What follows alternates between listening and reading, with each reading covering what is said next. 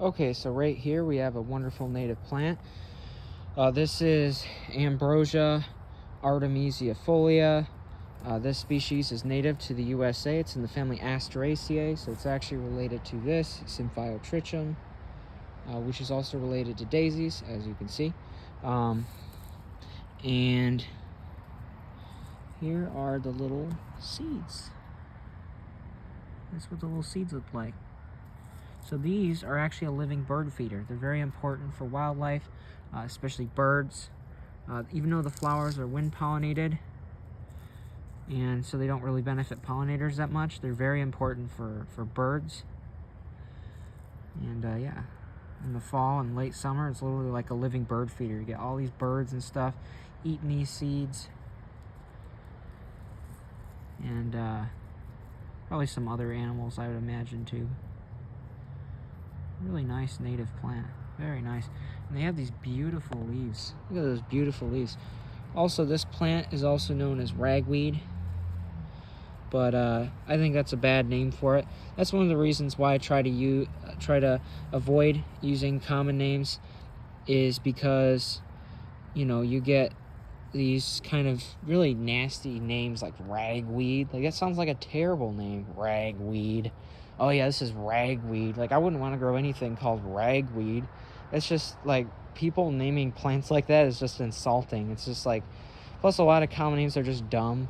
Like, it'll be something like random, like Humpty Doopty Poopty Doop or something, like just something stupid like that. And that's why I try to avoid using common names, because they're often just kind of stupid, if I'm being very honest.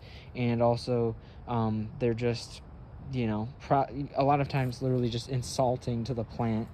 And a lot of them, you know, were named by Europeans who came here. Oh, this plant's growing in my farm field where I don't want it to. It's a weed. It's a rag. Oh yeah, it's a ragweed or something. It's just insulting to the plant, and so I really don't like calling it that name.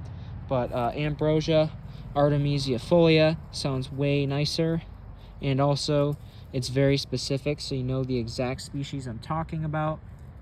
And it's actually quite a beautiful plant. You know, it may not have these big showy flowers, but hey, it's actually kind of pretty. It's got really nice leaves. It's got these cool looking, you know, wind pollinated flowers. They may not be brightly colored, but they do have an interesting shape to them. You know, when you look close at nature, you see all the, you know, shapes and patterns and things. It's very interesting. And here's what the seeds look like.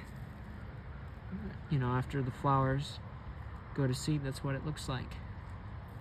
Pretty interesting. So this is what the birds and stuff would eat. Zoom in on that. Yeah, just sprinkle those around. We'll get some more of these coming up.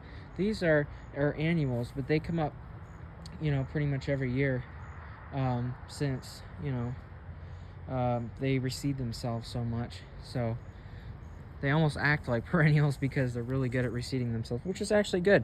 Aggressive native plants are a good thing. You know, people are afraid of aggressive plants. You know, when they're native and stuff, people are afraid of aggressive native plants. And that's, you know, it's quite a shame, because aggressive native plants are actually some of the best native plants, because, you know, they will compete with invasive stuff much, much better than native plants, which are less aggressive. Now, of course, native plants which are less aggressive are still great, but, you know, as far as like ease of growing, it's much easier to grow something like this than it is to grow something which grows slower and can't compete with invasive species. Or you might have to pull, you know, those invasives out, and it's going to take more work. Whereas this will easily compete with invasive species, but it's actually native and serves an important function in the ecosystem and has context here. It's evolved in this ecosystem for millions of years on this continent, here in the USA and on, you know, in North America. So I mean, it's really nice to grow native plants that are aggressive, you know, because you don't have to do much to them, you know, and they can smother out those invasive species with ease. And they, you know, they're some of the lowest maintenance native plants. And, you know, not everything has to be kept in this perfect, you know, box. Not everything has to be like short and perfectly kept. You know, one of the things about native plant gardening that you start to learn is that it's a lot more beautiful when you let, you know, Mother Nature be the artist, because Mother Nature is really the best artist. Look at this. This stuff right here is beautiful. Look at the way everything just kind of blends together and grows wildly and freely. This is how I like it, you know, this is wild and free. Everything here is free to do as it pleases. It grows wild, it grows free. It's not kept in this short, perfect looking, you know, that short, perfect look is dumb. You know, it's not, you know, you want something that's, you know, crazy and sprawling and going nuts, you know, that it's that free look, because it is free. It's free to grow how it pleases.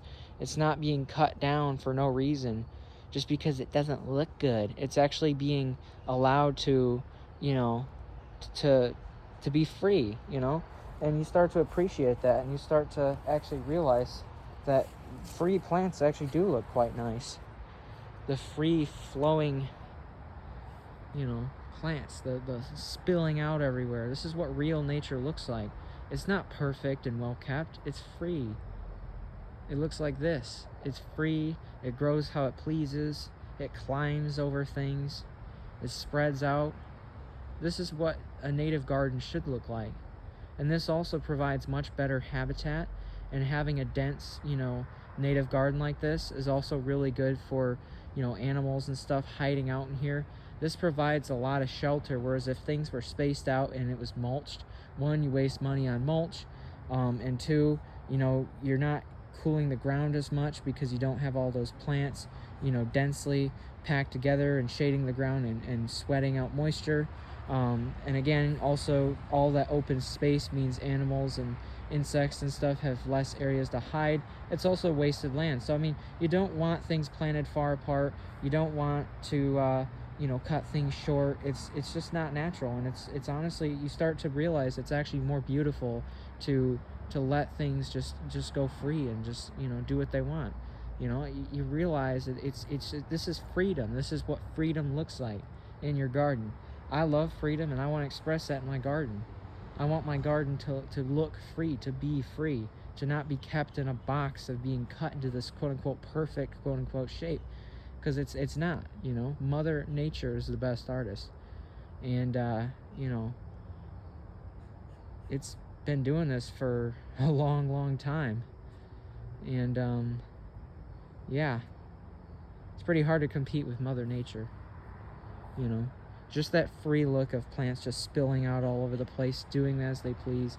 It's just beautiful, you know. It just, I see this, and it's just there's something so nice about it. Just seeing all these plants free, and all the happy pollinators on the flowers, and happy, you know, insects munching here and there on some of the leaves, and you know, seeing, you know, birds and stuff go in here, and little, you know, animals, and seeing these plants thriving and happy in the sun, and, you know, doing as they please. It's just nice, you know. It's freeing, you know. You don't want to everything, not everything has to be, you know, cut, you know, clean and quote unquote perfect. It's just not natural. That's not nature. True nature is this.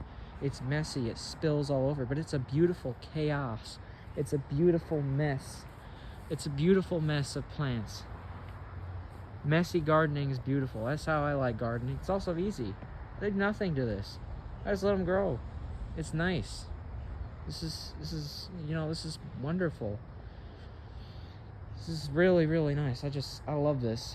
You know, this really makes my day. I go out here, you know, I could have a terrible day, you know, day could suck. I'm in a bad mood. I go out here, I see these plants just freely growing as they please. I see pollinators and insects and everything just all working in harmony, you know.